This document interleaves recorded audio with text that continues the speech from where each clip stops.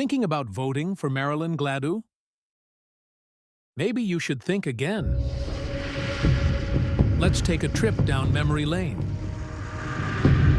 Gladu claims to represent Canadian values, but her record tells a different story. When Canada legalized cannabis, Gladu blamed Mexican cartels, ignoring data showing most illegal weed is homegrown. Sound familiar?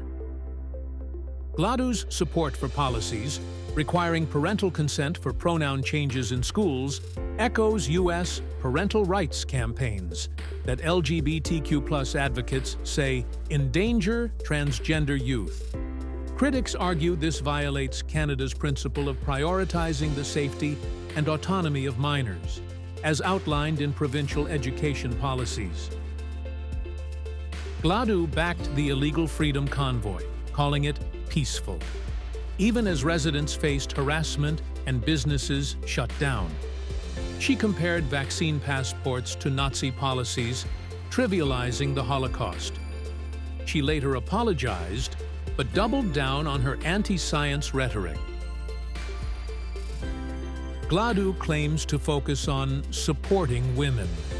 Yet, despite 80% of Canadians supporting reproductive rights, her participation in anti-abortion rallies and advocacy for restrictive policies aligns her with fringe movements rather than mainstream Canadian values. Gladu's skepticism of climate science mirrors U.S.-style denialism, which is increasingly out of step with Canadian public opinion and international obligations. Critics argue this undermines Canada's ability to meet emissions targets and transition to a green economy. Gladu voted against banning conversion therapy, a practice called torture by the UN. She argued it protects parental rights, ignoring survivors and medical experts. From LGBTQ+ rights to racial stereotypes, Gladu's politics mirror U.S. extremism, not Canada's Charter of Rights.